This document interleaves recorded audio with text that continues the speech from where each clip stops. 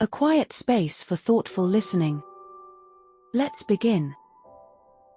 As will be gathered later on, Zhuangzi conceives of the soul as an emanation from God, passing to and from this earth through the portals of life and death.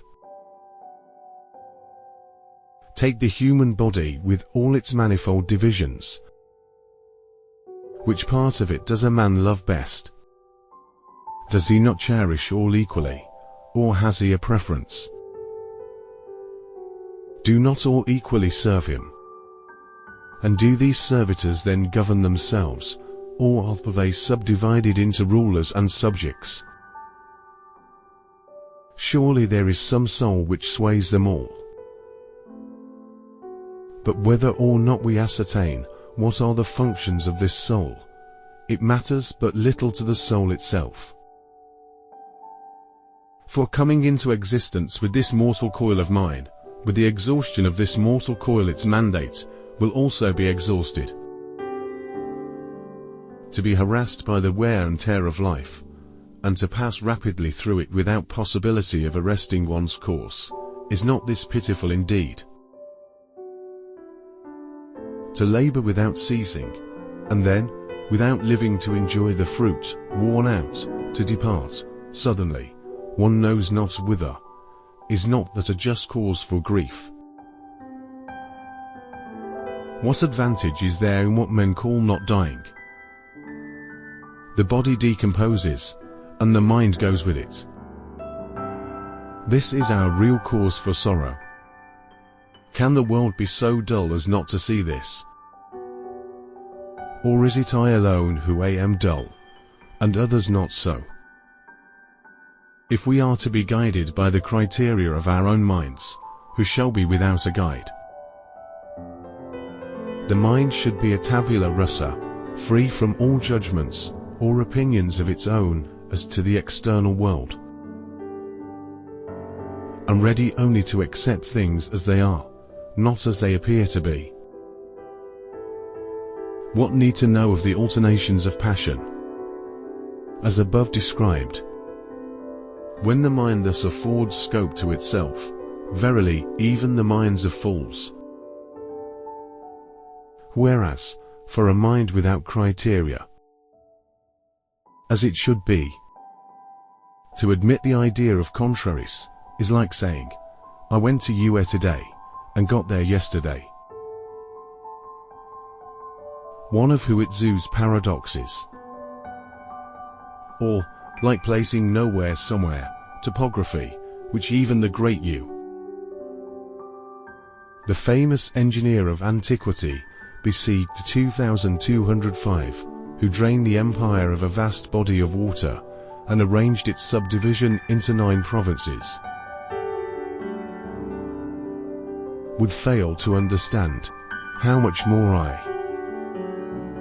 Speech is not mere breath.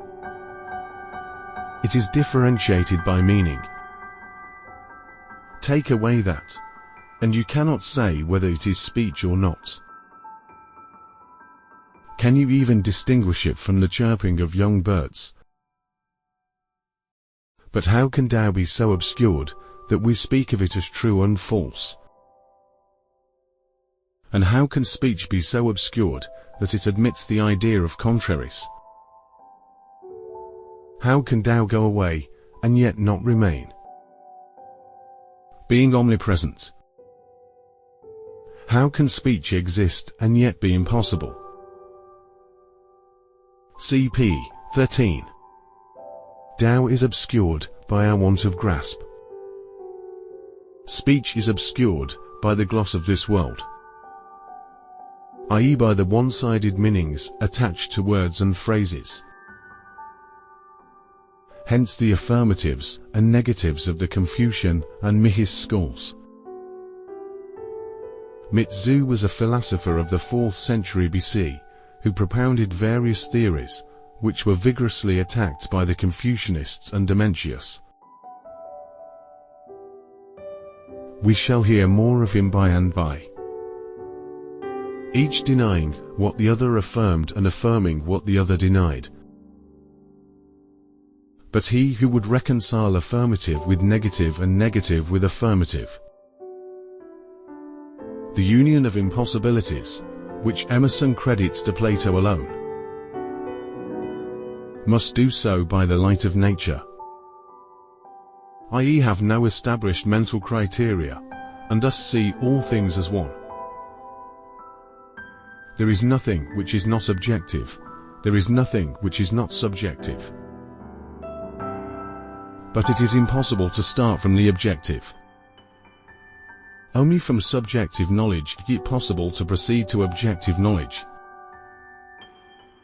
Hence it has been said by Hu Zhu, the objective emanates from the subjective. The subjective is consequent upon the objective. This is the alternation theory.